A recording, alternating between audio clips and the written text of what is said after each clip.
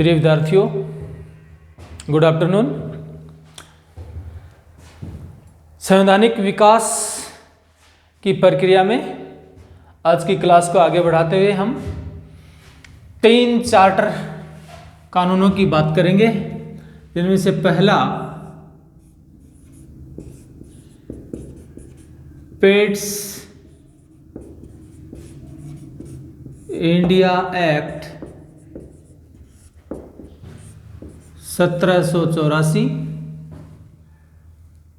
Number 2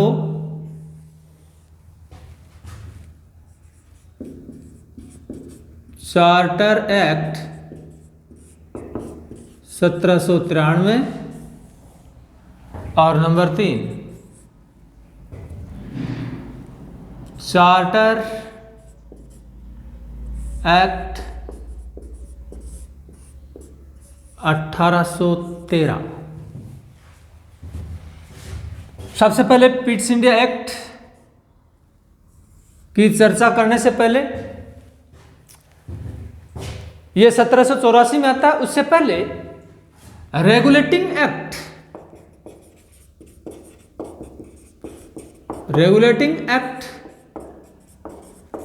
1773 की कमियों को दूर करने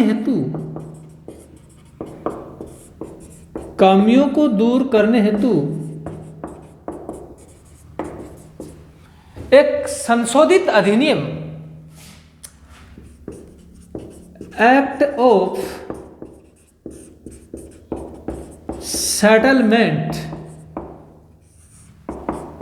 1781 पारित किया जाता है और उसके बाद पिट्स इंडिया एक्ट 1784 अस्तित्व में आता है। इसके अंतर्गत कुछ विशेषताएं, इसकी क्या व्यवस्थाएं की गई, क्या नए बदलाव हुए, वो नंबर 1 बात ये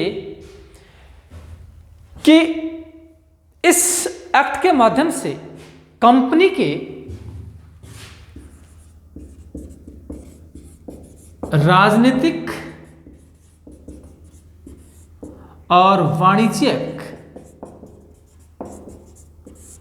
कार्यों को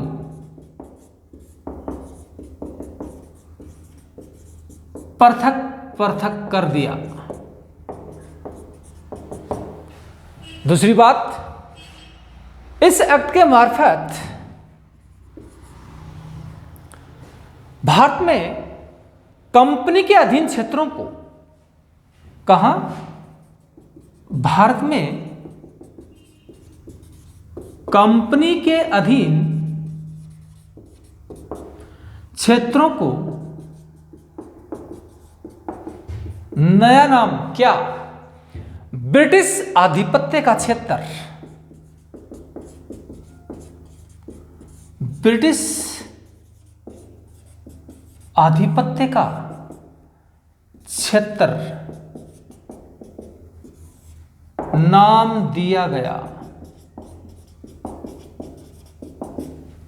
इसका मतलब भारत में जो क्षेत्र ब्रिटिश कंपनी के अधीन थे उन्हें ब्रिटिश आधिपत्य का क्षेत्र नाम दिया गया और उसे ही आगे चलकर ब्रिटिश भारत कहा गया। इससे पहले एक बात और कि यह एक्ट ब्रिटिश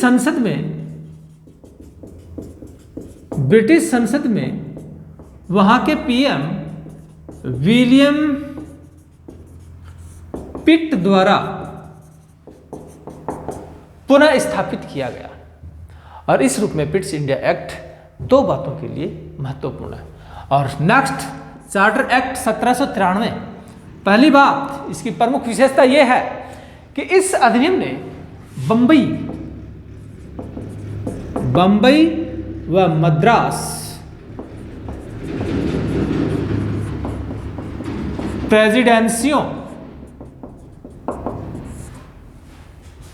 के ऊपर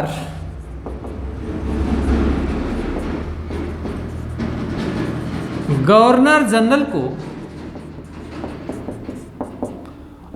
और अधिक नियंत्रण शक्ति दी।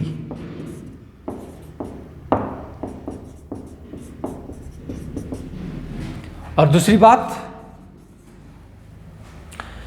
इस एक्ट ने भारत पर ब्रिटिश व्यापार के एकाधिकार को या कंपनी के व्यापार एकाधिकार को, कंपनी के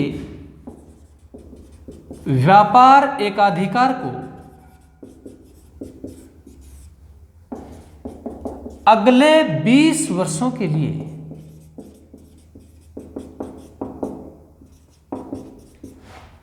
बढ़ा दिया गया। यानी कि इस एक्ट के मार्फत भारत में ब्रिटिश कंपनी के व्यापार के एकाधिकार को अगले 20 वर्षों के लिए और बढ़ा दिया गया। और तीसरी बात इसकी इंपॉर्टेंट, बोर्ड ऑफ कंट्रोल के सदस्यों व कर्मचारियों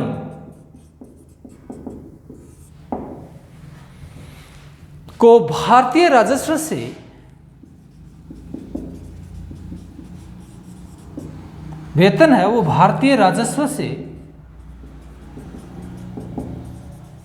भुगतान किए जाने का प्रस्ताव कर दिया। और तीसरा, चार्टर एक्ट 1813 एग्जाम की दृष्टि से बहुत महत्वपूर्ण है, विशेषकर प्रीलिम्स एग्जाम की दृष्टि से अति महत्वपूर्ण है। नंबर 1 विशेषता, इस चार्टर एक्ट ने भारत में कंपनी के व्यापार को समाप्त कर दिया, अर्थात सभी ब्रिटिशों को व्यापार करने की अनुमति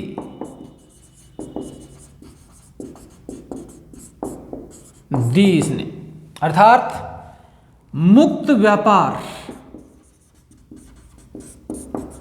की प्रक्रिया इसी चार्टर एक्ट ने शुरू की।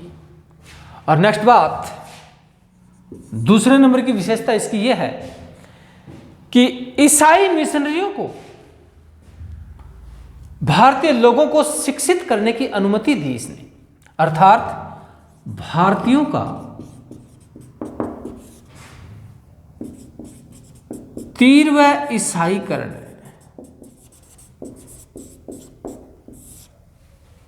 और तीसरे नंबर की बात, क्या एक्ट पारित किया कि पश्चिमी शिक्षा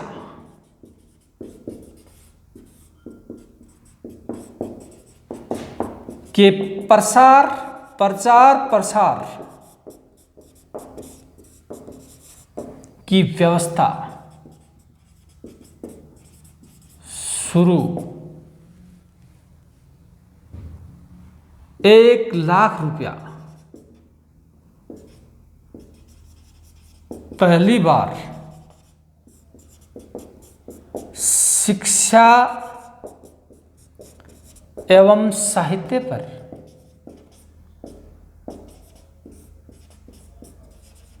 खर्च करने की बात कही। इससे पढ़े लिखे भारतीय बाबू प्राप्त किए जाने की बात कही गई। और चौथी बात, भारत की स्थानीय सरकारों को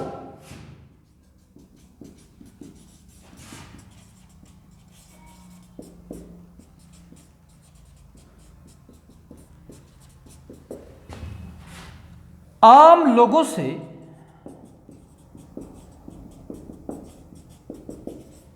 कर लेने हेतु अधिकृत किया या कर दिया। इस दृष्टि से 1813 का चार्टर अधिनियम महत्वपूर्ण बन जाता है।